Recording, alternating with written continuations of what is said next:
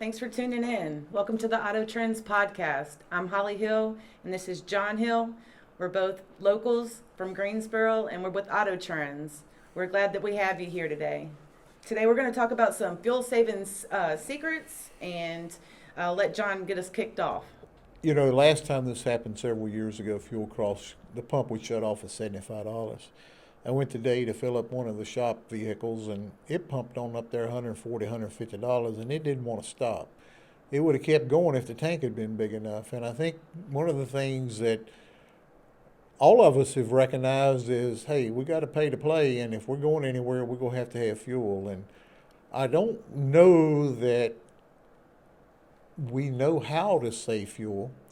I just know we all are getting more adept at paying high prices for fuel. And I think there's some things that if you knew that could really help you save some of that money and go do something else. Buy you a TV, go to the beach, whatever on the savings you get. But there's no use paying more than you have to. If you were to read your owner's manual on the car, that car came with a certain viscosity oil, a certain tire pressure, a certain type fuel, and clean filters when it rolled off the assembly line. And the manufacturer has engineers that have went to great lengths to ensure that that vehicle, when it leaves the factory in the manufacturing process, everything is at its optimum level and gives you peak performance. And we all know things wear as you drive them, and the things change, and you have to service it in order to maintain those levels of the original specs. And it's important that you sometimes spend a little time, look through that owner's manual, some of the key things like tire pressure, grade of fuel, viscosity of oil. Might be boring, but at the end of the day, if you get out and you get a facility that's not really knowledgeable to know those things, that you can even get the wrong type tread on a hybrid vehicle today and cut fuel economy 6 to 15% simply because you bought the wrong tires.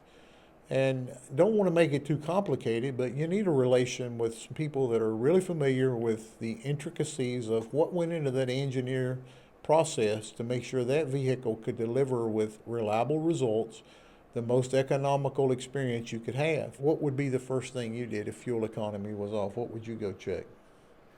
First thing I would probably check is the tire pressure, like you've always mentioned to me ever since I was little. I remember that was one Yeah. of the gifts that you gave me.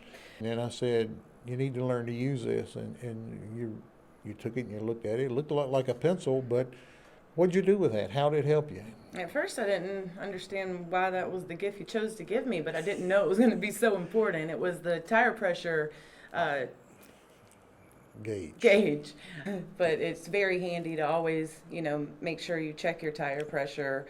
You want to keep those filters clean. You'd be surprised at some of the filters I've seen in the shop. Yeah, we've even had some rodents in there. So, and when you take it and you show the customer, they're just in shock. They can't even believe that it looks like that. And nobody has ever even thought for them to check it out until they brought it to the shop and we check the filter and then we present that to them, and that's when they get to see for themselves. There's everything in there, leaves, all kinds of debris. So easy things like that and keeping up with it, it's so beneficial to the fuel economy. And also a clean car. Believe it or not, the car gets all the debris and all the clutter, the air going over that car.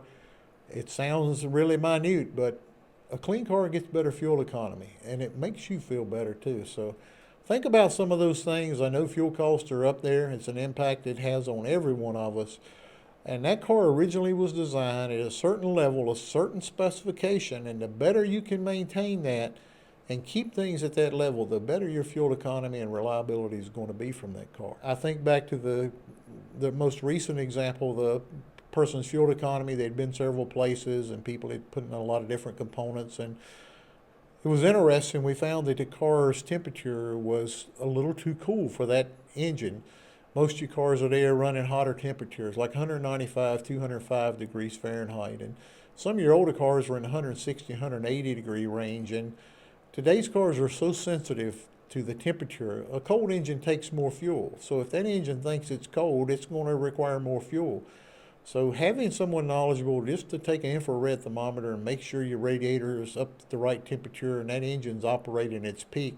That car is designed for optimum results at a peak temperature, and it's got to be in that range for you to see the economy and the efficiency and the performance that that car can deliver. So remember, there are a lot of little things. Get to a professional. Our shop, we know these little things that we've experienced along the way.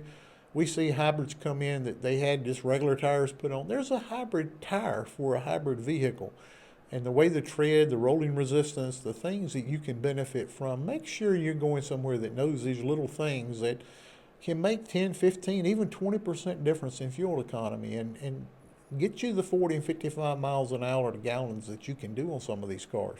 But to do that, you've got to have all these things in the right order. Don't forget to like and subscribe, and we look forward to seeing you next time.